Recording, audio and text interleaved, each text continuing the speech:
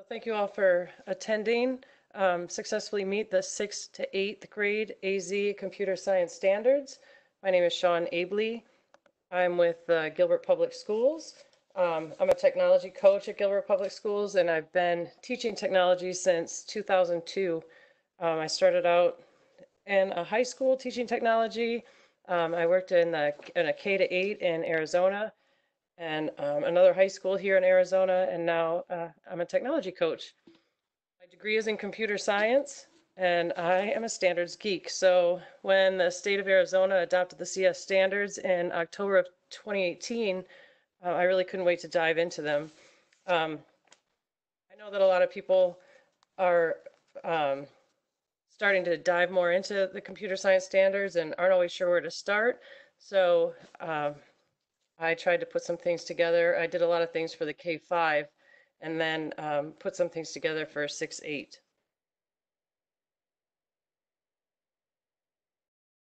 The standards in K-5 are geared towards introducing and developing an understanding of computer science concepts, comparing computer science to subjects students are currently familiar with, and help develop their knowledge of computer science concepts. But once the students are in the 6th to 8th grade, teachers must be more purposeful in teaching computer science. The computer science standards are broken down into 5 essential concepts: the computer systems, networking and internet, data analysis, algorithms and programming, and impact of computing. Most people, when I ask them how they came to be computer science teachers, most of the time they are either A, saw the importance of computer science and volunteered to teach it, B, someone else saw the importance of computer science and they were voluntold to teach it, or they transitioned into teaching computer science as it kind of fell into what they already do if they're doing coding clubs, STEM, robotics, etc. I happen to be the volunteer one. Being a computer science nerd, I kind of loved it. So when people first decide to teach computer science, they're not always sure where to start. And the hardest thing I found is deciding what exactly to teach. And I saw this graphic at a webinar I attended by CS for All, and when I first looked at it, it kind of made my brain hurt. In looking at it more closely, though, it really had some valuable pathways. It identifies 9 possible coding languages, and based on your answers, brings you to an appropriate coding language to learn. So it has the 9 coding languages in the corner: Python, JavaScript, Ruby, if you're familiar with that, Java, C++. And you start at the start. And it asks, why do you want to learn programming? Or in our case, why do we want to teach programming? And then you follow the paths. So for my kids, then it would take you to Python. If you wanted to make money, get a job, follow those around, then you might end up in C or C++. So it takes you down all kinds of different paths depending on the answers that you have. One that I found funny was the one down here. Says, if you can't see it, I have an old ugly toy, but I love it so much, then you teach PHP. Anyone that is a computer science person might find that funny. And I'm going to come back to this graphic later, but it's a great place to start if you're not sure which of the programming languages you would like to get into. It's a great place to kind of decide where you want to go. I think I want to have it blown up and laminated. I like it so much.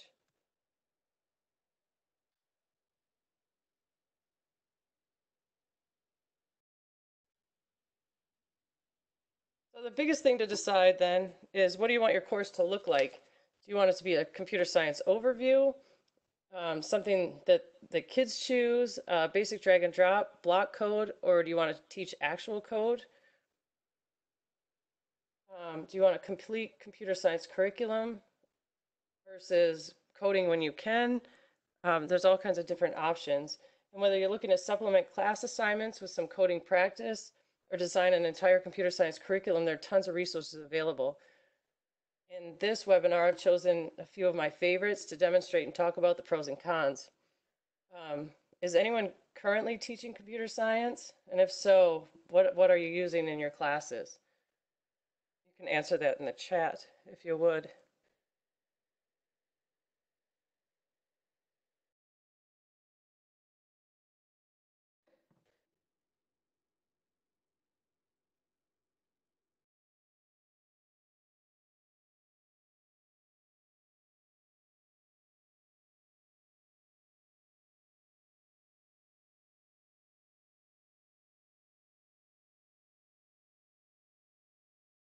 Not seeing any answers, so, oh, there we are. Not at this time. Oh, I'm breaking out. Am I breaking in and out for everybody? I could come in a different way. A lot of you are answering privately. Are you able to answer to all participants? Switch the two, go to all participants. I'm going to go into my favorite, the ones that I've chosen. The first one, and probably the most popular, is Code.org. Most people that are familiar with it were probably introduced through Hour of Code activities.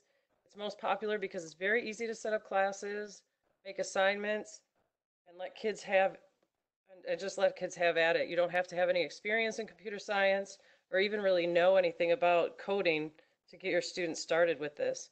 So students go through the curriculum at their own pace, and teachers can monitor their progress.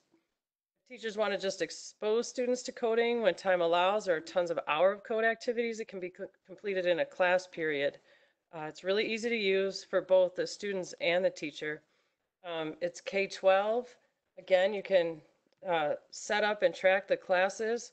It has the entire curriculum. It has professional learning free, which is a nice option for teachers that aren't quite comfortable teaching coding yet. Multiple levels, and it does have unplugged activities if you don't always have access to the computers. Some of the cons that I've found is it doesn't offer different languages. We've found in our districts, because they've been using it for a couple of years, that sometimes the students get bored with it. It is all block code, so the students are not actually typing code, but they're just drag and dropping blocks. And sometimes as a teacher, there's so much there that you kind of get lost in what to teach. I'm going to go to code.org. Their About Us section is nice because they're a nonprofit. They provide all of their things for free, so there's no upgrade or pro accounts. And they have a lot of really good statistics. My favorites, I probably can't get to it because I'm signed in.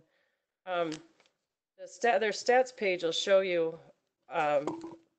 graphs of all the different states and the jobs available and the number of college graduates. Let me see if I can just type it in there.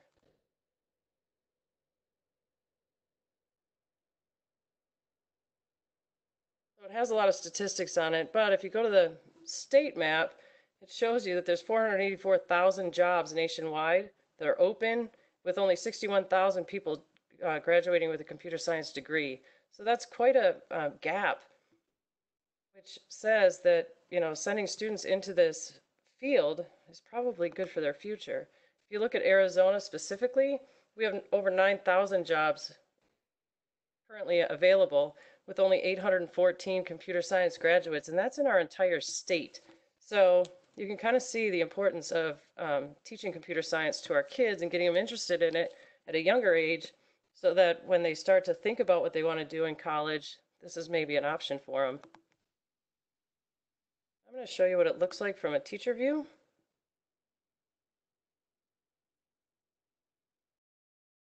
So this is my dashboard. And because, again, they have so much. If you go to, I could seriously spend 6 hours alone on code.org, and I've been to trainings that are that long and still have not dived into everything that they have to offer.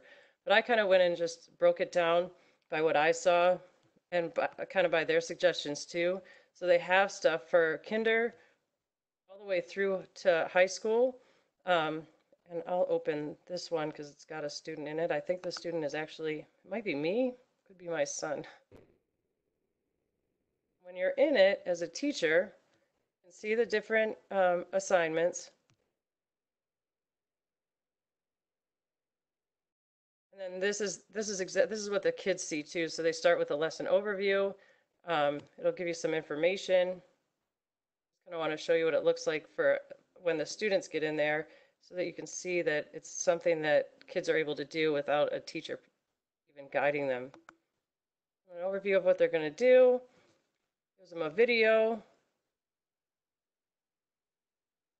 And then this is the intro one, so it gives them a little bit of information, has them reflect. Second lesson, trying to get to where it is on binary digits.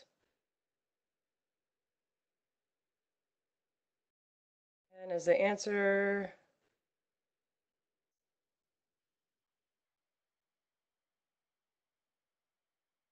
they submit a reflection, has a little assessment.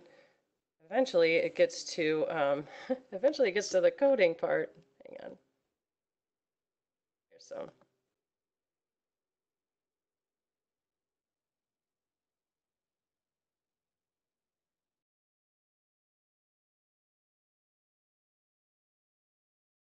Might be because I'm under a teacher account, but it'll go through for the students. It gives them the instructions and then has them do the tasks. Let me try it. That's a different one.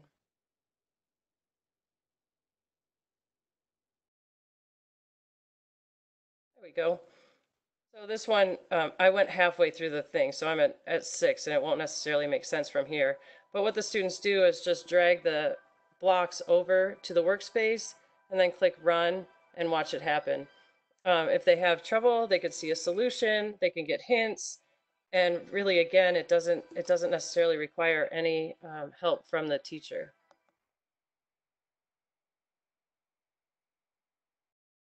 Jenny asked, do you find that all students enjoy coding, or would some rather learn more productivity skills like Word, Excel, graphic design? I think it's like any subject, Virginia. I think that some kids love it and some kids would rather do something else. Just like in PE, some kids love to be in PE, some kids would rather read a book. That's why I think like at the K to 8 level, it's really important to just expose them to it so that they can decide later if that's something that they like or they don't. A lot of times school is going to be the only place that they get exposure to these things. That's a great question though. The difference is productivity tools are more the ed tech, where this is actual computer science. Any other questions about Code.org? Excuse me. CodeHS is one that a lot of people just aren't familiar with. It is a complete online curriculum. Most of the platform is free, but there is an opportunity to upgrade for additional resources. You can set up classes and follow progress in here just like you can with Code.org. There are many different pathways, so students can go into different fields of computer science. CodeHS allows teachers to create classes and follow their progress. There are many language options, sorry. So teachers could assign one curriculum to an entire class or allow students to choose the path that they want to follow. And it still walks them through. So it's not necessarily a whole lot of work on the teacher's part. It also has the AP Computer Science Principles and AP Computer Science A curriculum that they use in high school. I just saw another question. Virginia asked, how long would the class last? And Code.org, it could be an hour of code. So they have activities that are 1 hour long. If you do them, it depends on how often you meet. So if you meet weekly, you could assign one a week and let them move through it. And it's really self-paced, so it's kind of determined by the student how quickly they're progressing through the material, Virginia. And it is a great It is a great website. And if you want help setting these things up afterwards, like I don't have enough time to show you how to set them all up, but I'd gladly, my email address and stuff is attached to this, and I'd gladly help anyone with these things later if you wanted. So some of the other pros for CodeHS is it's self-paced for the students, so they don't need a lot of guidance from the teacher. It's easy to grade. Some of the cons is, again, not knowing which one to choose. CodeHS has multiple languages to choose from. It does have some really nice features that are only available with the upgrade, and they do have professional development, but it does come at a cost. CodeHS. And I've actually been going through CodeHS on my own just to kind of go through the curriculum at the high school level, just to kind of see what it is. And as a student, it's very user friendly. It's a bit challenging, so it's got a lot of good stuff in it too. My courses. And you can see that there's a bunch of, these are courses that I set up. And there's a bunch of different courses that are available. My sections. Still in as a student. So under my sections, I set up a practice section so people could go in and check it out. If you wanted to go in and try it on your own, CodeHS, you can go in with class code 005E5, and you could try some of the things that are in there, or learn to code, which is also fun. But you can see that there's multiple pathways. So 6th grade would start with an intro to programming with Carol, and it has a little dog that goes through, and I'll show you that in a second. Web design is another option. Computing ideas, which is an overview of computer science. Intro to JavaScript, intro to Python, and then these last two are the AP courses for high school. And I'm just going to go into the AP course here. I've done a lot in it so you can see it. As a student, you can see the student end of it.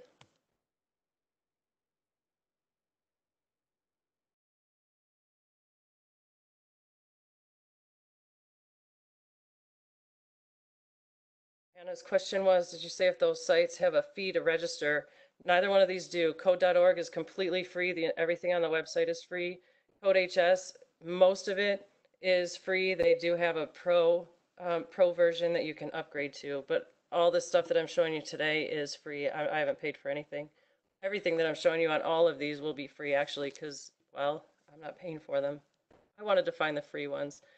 So here's the intro to programming in Java with Carol. You can see that as a student, you can see your progress. I finished through here. Yellow is where I left off. And then if you haven't done anything, they show up as gray. And inside them,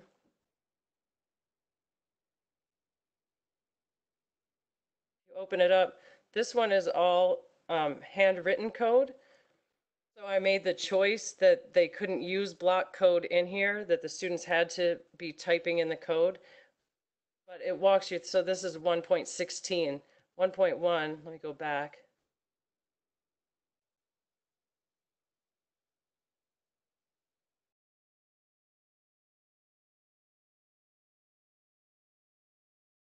This one again starts with a video and then gives you some information and then tells you some things. So this has the exercise, write a program to have Carol go to the tennis ball and pick it up. And it tells you that these are the things that you can do. It tells you this in the video. Carol can move, turn left, put the ball down, or take a ball. So this is the very first exercise. Carol the dog had to move to the ball and pick it up. So move, move, move, move, take ball. Lesson 1, they run it. And it was good. And they can check their code. And then they submit it and it comes to the teacher. So this one I like because it's a lot more versatile. Go back and I'll show you where it has the block code in this too. So they can do it with block code.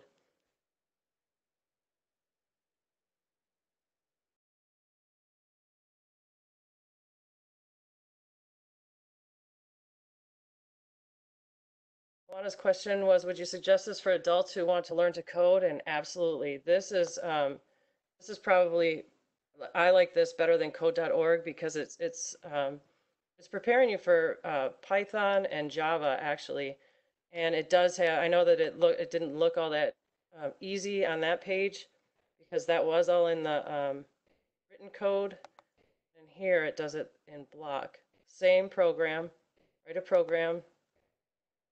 This one, maybe it's certain that one of these I had it with block code, but it has the drag and drop block code in this too. I can't remember which one I had it in. Maybe it was the practice section.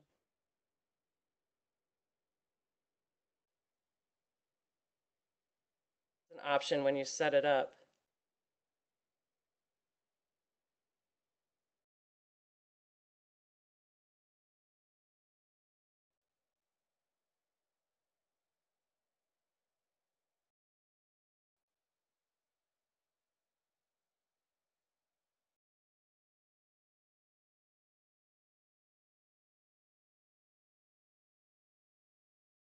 I want to ask, can the adult just go to the site to learn to code, or do they have to be in a class? And you can just go in as a teacher, and it gives you the option over here on the side to view it as a student or as a teacher. So these are all classes that I set up as a teacher, but I go in as a student on the left-hand side and complete them on my own. Good question. I think this is going to be the one that's got the block code. So this one has the block code in it, just like the other one did, and then you can switch to code view, and that's an option that that the teacher decides on. So if you want them to be able to use block code, you can use the block code. I prefer to have them to learn to code using the actual syntax and typing it in, but it depends on where you're at with your students. So I just wanted to show you that it does have the block code just like Code.org does. But unlike Code.org, it allows you to take the blocks away and type it into. So that's one of the things that I really liked about this. Any other questions about Code HS?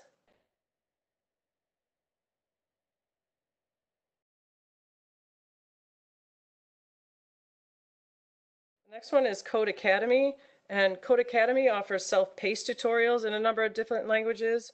It's a great resource to learn new skills or practice skills you've already learned. The biggest downfall of Code Academy is it doesn't offer a teacher account to set up sections and students, so teachers aren't able to monitor the progress as easily as in some of the other programs. The courses vary in length of time to complete, but most are around 10 hours. So hypothetically, students could learn a number of different programs throughout the course of a year, whether they're coding for an hour a week, or if they're coding every day, they could learn a ton of different programs. This is also self-paced. This has a phone app and a desktop version. This has quizzes to find a recommended course. It also has hints and forums and behind the scenes if you wanted to see where some of the code came from. The cons, again, teachers can't track student progress. Many options on this are only available in the Pro version, and this does not offer block coding at all. So if you're looking specifically for block coding, this wouldn't necessarily be the one for you.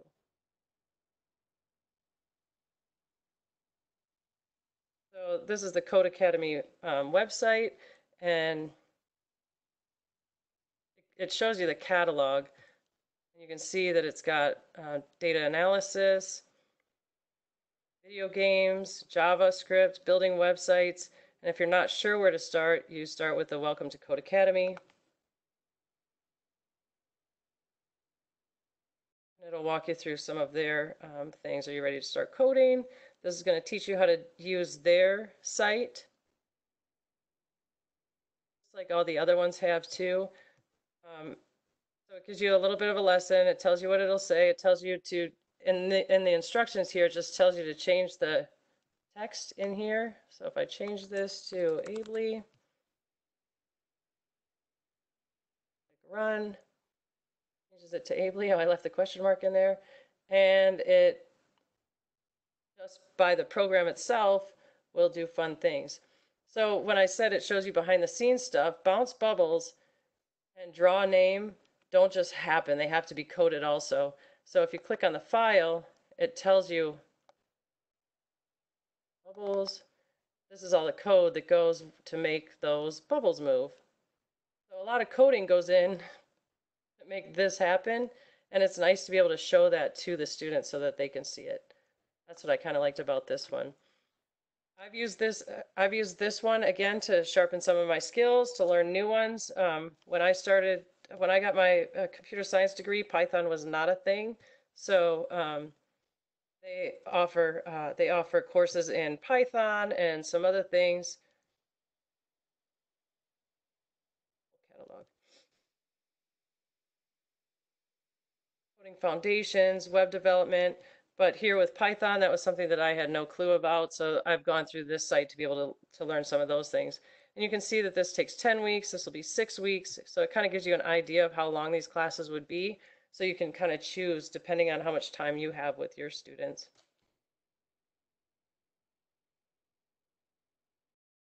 Questions about Code Academy? I can see this being used if you, like if you're letting students kind of learn some coding on their own. You have that kid that's always finished quickly and he doesn't know what to do with his time. You have a computer class and you want to just kind of do it as you go. This would be a great option for all of those things. Because again, once you sign up, then you can pick up where you left off at any time throughout the year.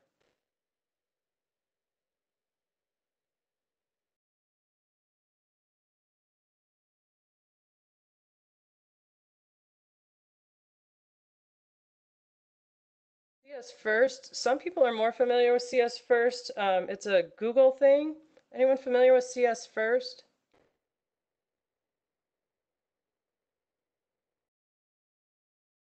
CS First is a great option if you're looking to add to your current core curriculum. It's project-based with alignment mainly to ELA, but also to some other subjects. It does have a teacher dashboard like Code Academy and or not Code Academy, I'm sorry, Codeorg and CodeHS. So you can set up classes and easily monitor your student progress, but it's not a complete program to teach them start to finish an entire programming language. It's more of a supplemental to things students would be doing in their other classes. So it integrates really well into other subjects. Again, it's Google, so it's easy and it's familiar. This one, though, is also all block programming. It integrates well with Google Classroom if you use Google Classroom. So this is my, excuse me, this is my CS First dashboard. If you use Google Classroom, it kind of looks familiar already. You create new classes here. It gives you a class code. And then once you're in there, you can assign classes to, or assign lessons to your students. So I'm just going to go into my class. And the one that I have here is storytelling.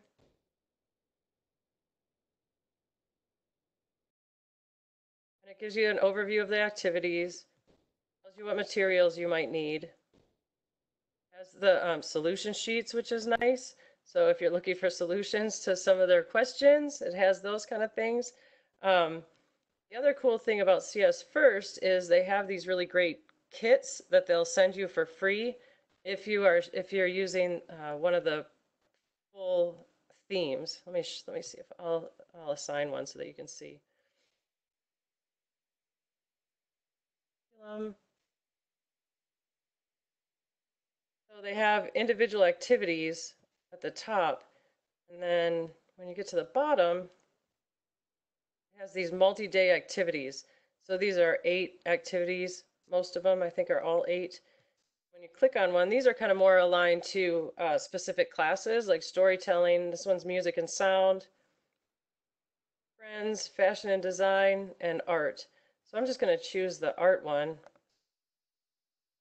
add it to my class. I called it new class.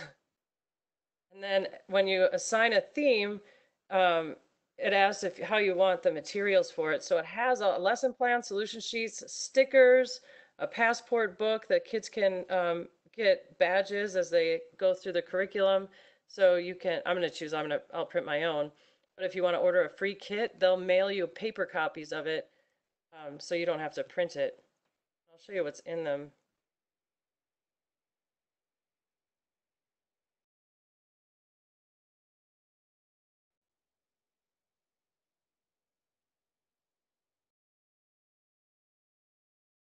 materials has all of these downloads. So it's got a poster.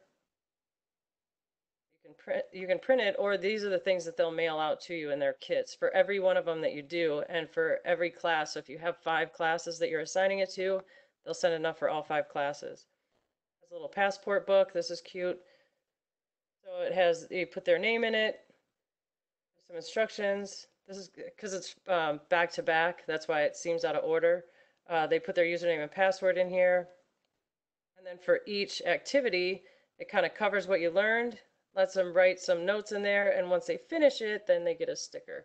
So these are kind of cool things. That's a neat thing that comes from CS First that you don't get in the other ones.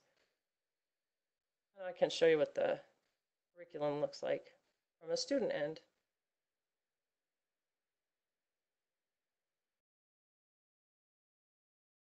It'll start with a video. It'll tell you how to do the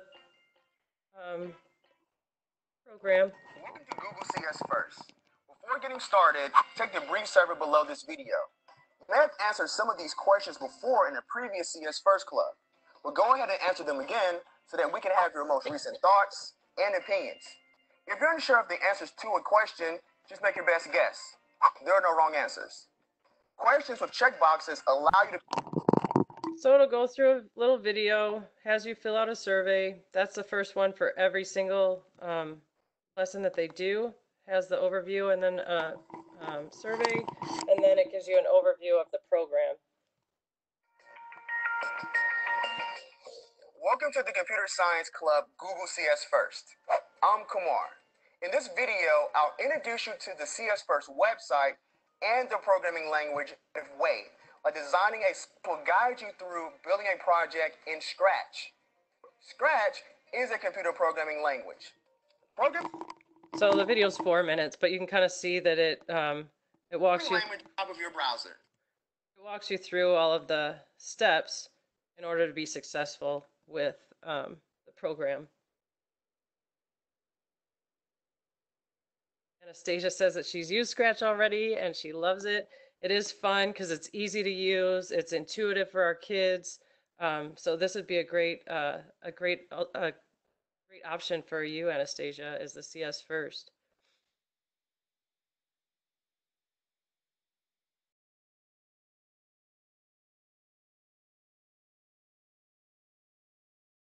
So I don't have students in these classes. Being a tech coach, I don't have specific students. Most of the time I throw my own children in there as my guinea pigs. So, but they haven't done this one yet. Anastasia says that the students love it too, especially the audio. And I agree, the videos are, they're short enough that they keep the kids' attention span. The figures in the videos are entertaining, so they keep your attention. And I really like CS First for all these things too. Any questions about CS First?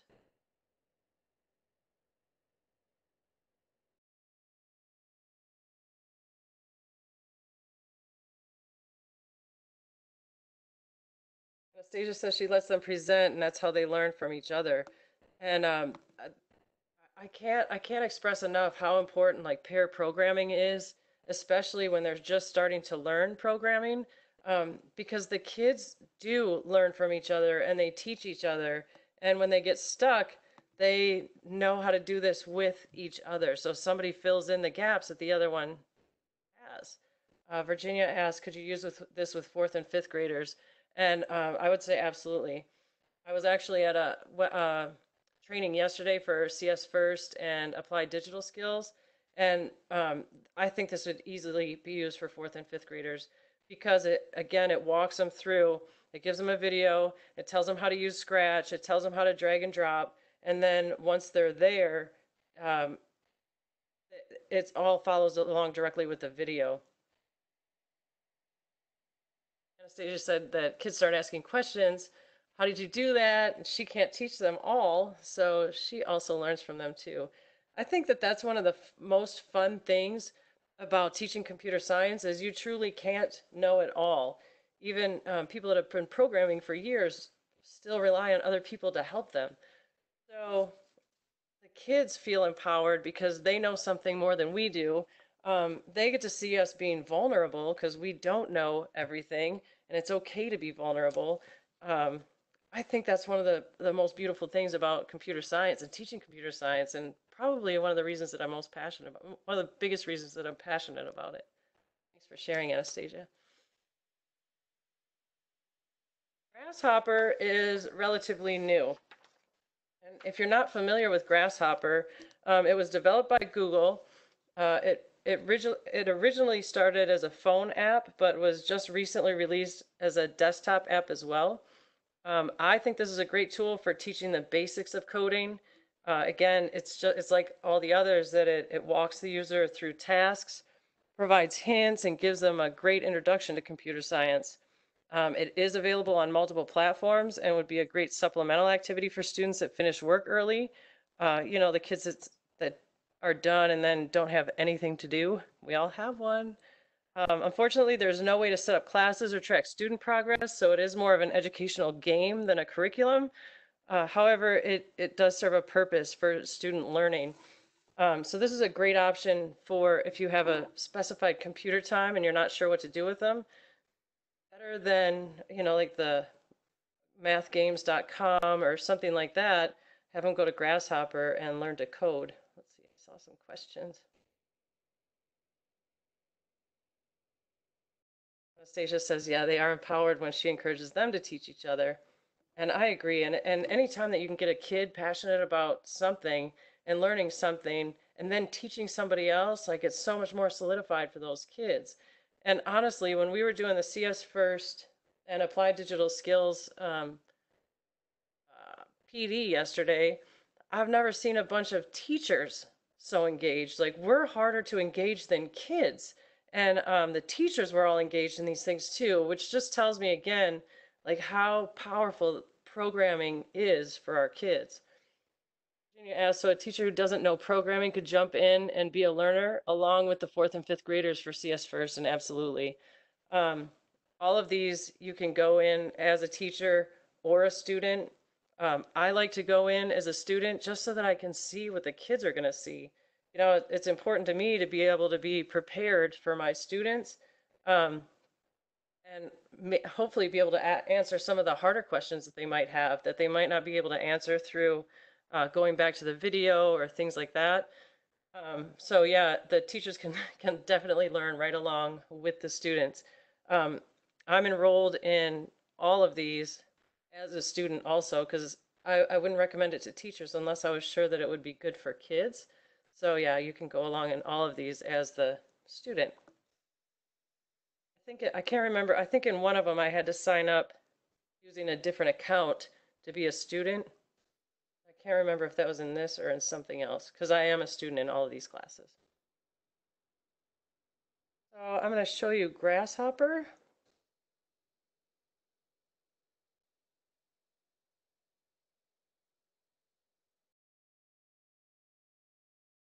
When you go into Grasshopper, this one is a login too. I'm already logged into it. You log in with Google. I think almost all of these are a login with Google. All of them might be with maybe Code Academy, but I think they all log in with Google. So Grasshopper, you come into this. Tells you where to get started. Since I've already started, mine says hop back in. I'm gonna hop back in. I'm gonna go to the project and show you where it starts.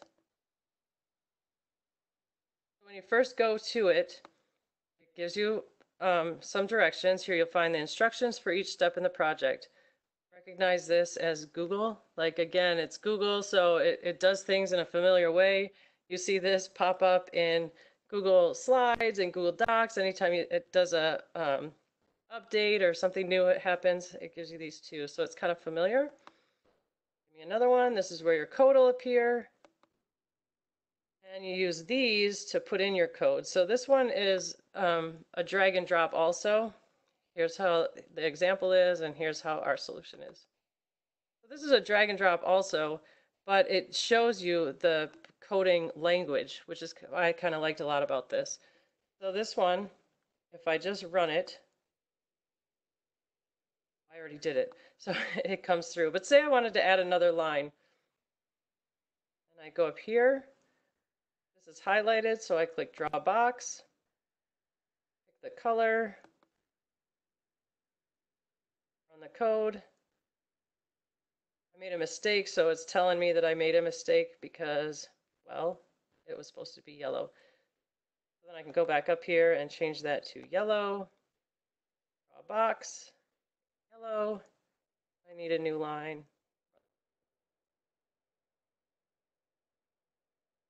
And I see that it's almost the same, so I'm going to draw another box. Make it blue. Box. Make it blue.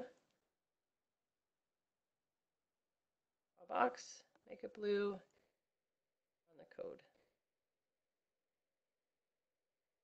Then you get confetti, and it tells you what you did, and it tells us that we use two different functions. What's really cool about this is it gives you the vocabulary that goes along with it. So when you click on functions, it gives you a bunch of information about the functions. It gives you examples about it. So I really like what Google has done to provide those kind of things. And then it goes on to the next one. So how many blue boxes would be drawn from this code? So now it's asking me to read the code, not just write it, but read it and find out how many blue boxes would come. So this one's going to draw an orange box. This one's going to do a blue box. I don't see any more blue boxes. This says blue, but it doesn't say draw box. So this is going to give me one blue box.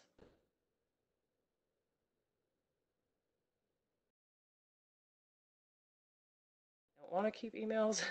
So then it just keeps you going throughout the curriculum.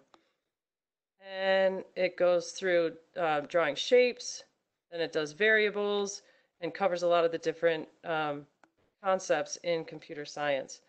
This is a cool one because you can put it on a phone. If you have your own kids taking a long road trip and you wanted them to do something productive on the road trip with their phones, have them put Grasshopper on it. It's available through the on the iPhone and on Android. Any questions about Grasshopper?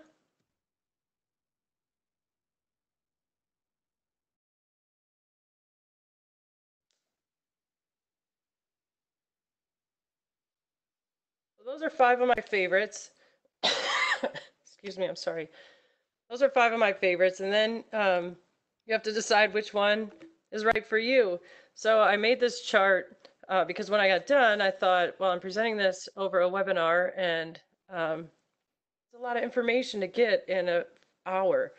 And how do I take all this stuff that I've learned and actually use it in my real life? So I made this to kind of help people decide which one would be best for them. If you're looking specifically to have a teacher dashboard where you can see the assignments and grade it, then it would be one of these 3 that are best for you. If you're looking things that have a phone app, then those 2 would be your choices. Entire curriculums, those would be right here. Supplemental activities or professional learning. This chart just kind of gives you an idea of what would be best for you and the classes that you teach or the teachers that you're assisting with this. This is all on the PowerPoint, which I'll share with you. I'll probably send it out tomorrow once I get the emails back from this. But hopefully this will help you to decide which one would be best for your classes. Generally, it would probably be one of the first 2 if you're going to teach an entire computer science curriculum. If you go through a curriculum like Codeorg, you will have met all of the computer science standards. If you go through a curriculum like CodeHS, again, you'll also have met all the computer science standards without having to address any of them individually. So those 2 would probably be the best if you're looking to meet all of the standards. If you're just looking for supplemental type things, then CS First or Grasshopper might be your best options.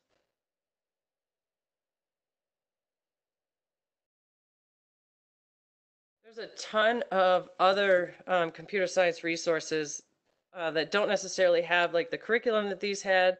Some of these require devices, whether it be robots or just some other like the makeys, things like that.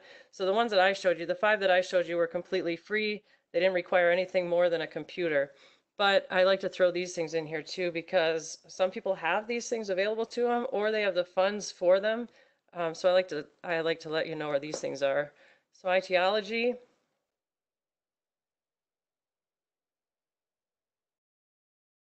has resources for K-12. Ones that should come up are 6th through 8th.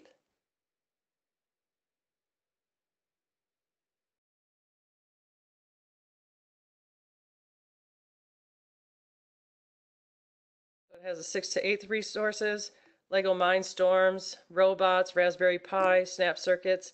So it has a ton of stuff in there. Different software that's available, Lockly and Code.org. Lockly is another one that a lot of people like to use with the younger grades. Code Academy, but you can see that this has a ton of different resources that I didn't specifically address because most of them, a lot of these require other devices. Common Sense has a bunch of resources. First of all, they have an excellent digital citizenship program. So if you're not familiar with Common Sense, they have an entire curriculum for digital citizenship. You do have to log in to access it, but once you're there, it really is incredible. They're all, I'm going to show it to you really quick. Go into the digital citizenship, and lesson plans. And then what they've done is they've created lessons for everything from K through 12.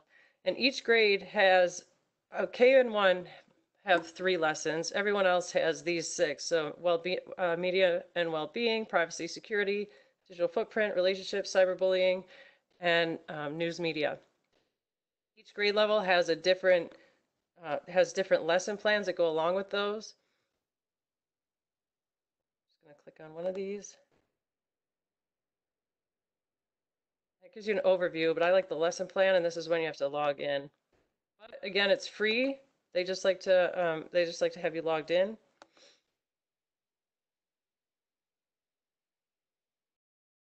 So with the lesson plans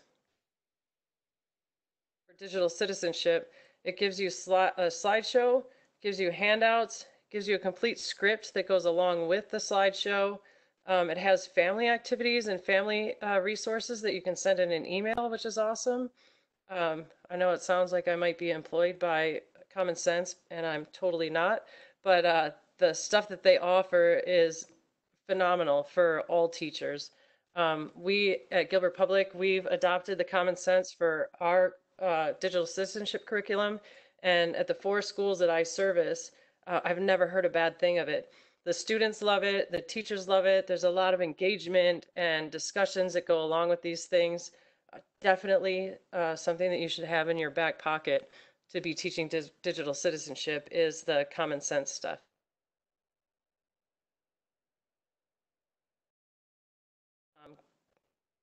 Coding resources for middle school. They recommend Code.org as first. It's always first because it's very, very well known. And then they have a bunch of other stuff too. Stuff with the Spheros, Thinker, Makey, and a bunch of other things. Applied Educational Systems gives their review of the top 5 middle school resources. And you can see that Hour of Code is in there coming up next week. Hope you have Hour of Code plans already. Code.org and Scratch are in there, and then Lightbox and Spritebox. So they have links to all of those in that link. And then Girls Who Code has come up with a curriculum also. They're a coding club for young ladies with a complete curriculum and lesson plans, but they do, it doesn't have to be just for girls. It's nice that they offer a lot of girl-focused things, but the lesson plans and stuff are available regardless of what you're teaching. So they have a bunch of things here. They also have a lot of books on computer science for all age levels, from like early readers all the way up. They have these great posters that could be put in classrooms. You can download their lesson plans. So Girls Who Code has a bunch of excellent resources also. Any questions about any of those resources?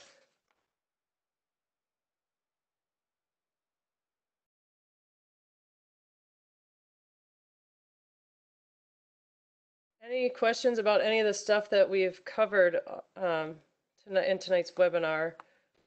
Things that you liked, things that interested you, things that made you say, wow, I think I really could do this?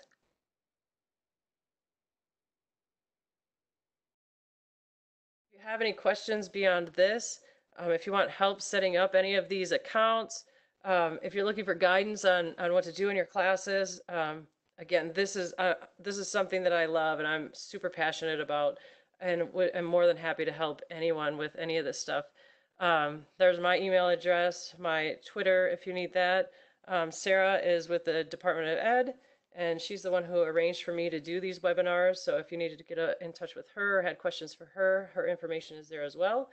Again, I'll be making this slideshow available to you. So look for it in your email tomorrow.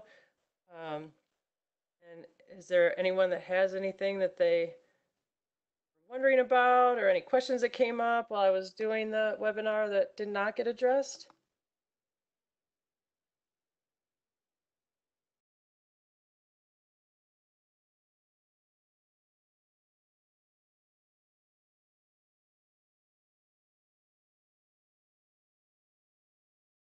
All right, well, if there's nothing else, I'm going to end the video.